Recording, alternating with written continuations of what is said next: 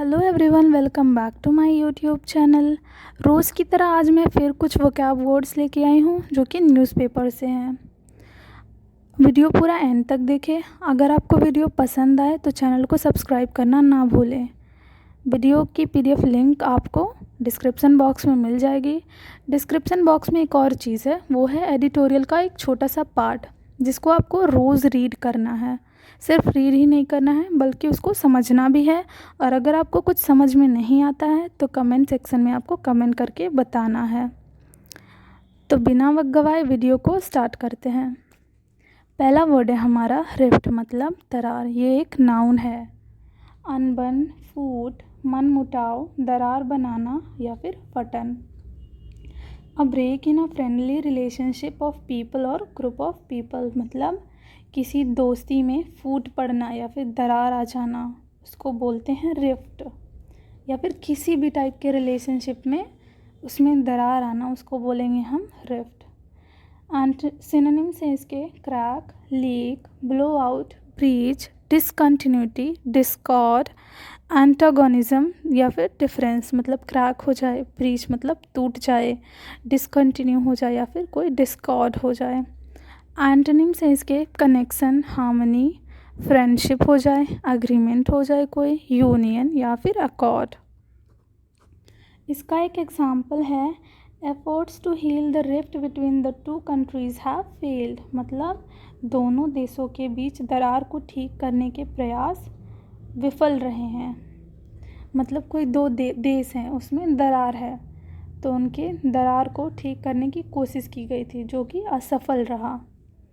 Next word है हमारा curve. Curve का मतलब होता है नियंत्रण, रोक, अंकुश या फिर प्रतिबंध। मतलब किसी चीज़ पर रोक लगाना या फिर उसको नियंत्रित करना, ठीक है। अ कंट्रोल और लिमिट ऑन समथिंग, किसी चीज़ को कंट्रोल करना या फिर लिमिट करना। सिनोनिम्स है इसके कंट्रोल, कमांड, मॉनिटर करना, चेक, रिस्ट्रिक्शन मतलब रिस्ट्रिक्ट मतलब रोकना, स्टॉप। एंटोनिम्स है इसके लिबरेशन या फिर फ्रीडम मतलब फ्री कर देना, इनकरेज करना, प्रमोट करना, अलावेंस या फिर एड, ETC। एग्जाम्पल है इसका एक keep a curb on your anger, मतलब अपने गुस्से पर अंकुश रखो या फिर अपना गुस्सा कंट्रोल करो। एक और एग्जाम्पल है इसका the government should act to curb tax evasion, मतलब कर चोरी पर अंकुश लगाने के लिए सरकार को कार्रवाई करनी चाहिए। नेक्स्ट वर्ड है हमारा इंटैंजिबल, मतलब अमूर्त। इंटैंजिबल वो चीज़ें होती हैं जिसको हम टच नहीं कर सकते हैं, जैसे एयर हो गया, उसको हम टच नहीं कर सकते हैं। किसी कंपनी का गुडविल हो गया, मतलब good reputation in the market, तो उसको भी हम टच नहीं कर सकते हैं, ठीक है। लव, ये सब हम टच नहीं कर सकते हैं, कोई भी इमोशन, तो ये होते हैं इंटैंजिबल, ठीक है। अस्पर्श्य, मतलब जिसका स्पर्श ना किया जा सके, ना छूने योग्य या फिर अगोचर। Unable to be touched, not having physical presence, जो टच नहीं किया जा सकता, जिसका कोई फिजिकल अपीयरेंस नहीं होता, जैसे एयर का कोई फिजिकल अपीयरेंस नहीं है, ठीक है। सिनोनिम्स हैं इसके immaterial, super sensible, not having physical appearance. इसके कुछ एंटोनिम्स है टैंजिबल, मतलब टैंजिबल वो होता है जिसको हम टच कर सकते हैं, और इनटैंजिबल जिसको टच नहीं कर सकते हैं। इनटैंजिबल, टचेबल, कंक्रीट या फिर मटेरियल या फिर बॉडीली, जिसको हम टच कर सकते हैं। Example customer goodwill is an important intangible asset of any business, मतलब जो गुड रेप्यूटेशन होती है मार्केट में उसको बोलते हैं गुडविल। ग्राहक सद्भावना किसी भी व्यवसाय के लिए एक महत्वपूर्ण अमूर्त संपत्ति है। नेक्स्ट वर्ड है हमारा एट्रोसिटी, मतलब क्रूरता। कोई व्यक्ति बहुत ही क्रूर हो, जो दयालु ना हो, उसको बोलते हैं एट्रोसिटी, ठीक है।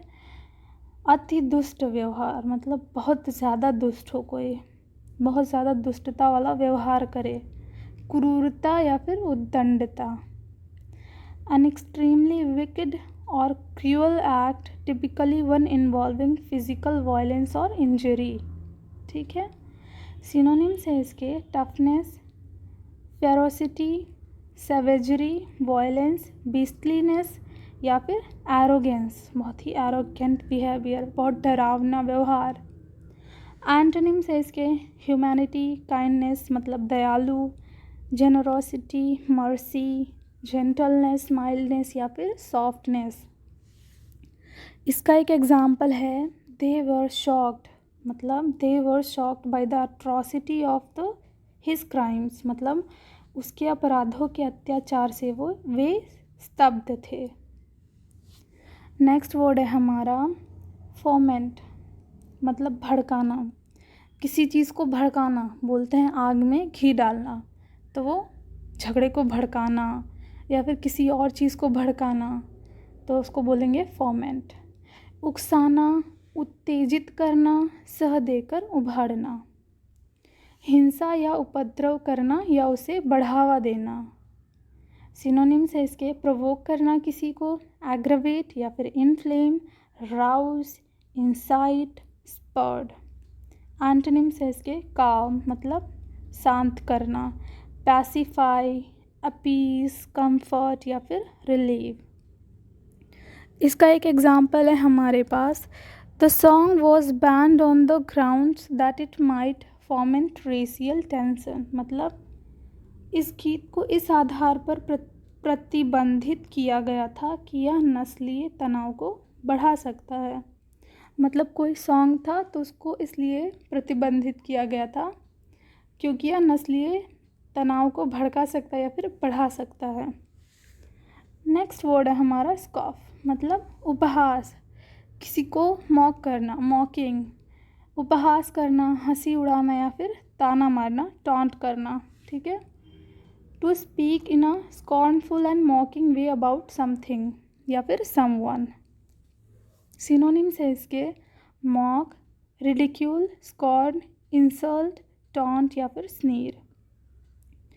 एंटोनिम्स है इसके प्रेज या फिर एडमायर करना, किसी को कॉम्प्लीमेंट देना, किसी की इज्जत करना, रिस्पेक्ट, कमेंड या फिर किसी की तारीफ करना, प्रशंसा करना। एग्जाम्पल है इसका एक, you are not suppose to scoff at religion, मतलब आप धर्म का उपहास करने वाले नहीं हैं। नेक्स्ट वर्ड है हमारा आउस्टेड, मतलब बेदखल करना, किसी चीज़ को निकाल देना। To force somebody out of a job or position of power specially in order to take his or her place, किसी को नौकरी या अधिकार के पद से निकाल बाहर करना, विशेषतः उसका स्थान हथियाने के लिए, ठीक है। किसी को संपत्ति से या फिर जायदाद से बेदखल कर देना, ठीक है। सिनोनिम्स हैं इसके फोर्स्ड आउट या फिर इजेक्टेड, इविक्टेड या फिर डिस्पोज्ड। एंटोनिम्स है इसके अपॉइंट करना या फिर एक्सेप्ट करना या फिर किसी को हायर करना, केप्ट या फिर रिटेन्ड। एग्जाम्पल है एक इसका, he was ousted from the post of manager, उसको उन्हें प्रबंधक के पद से हटा दिया गया था, मतलब आउस्टेड मतलब हटा देना या फिर बेदखल करना। बस that's all for today. Thank you for watching this video. Please consider subscribing to our channel.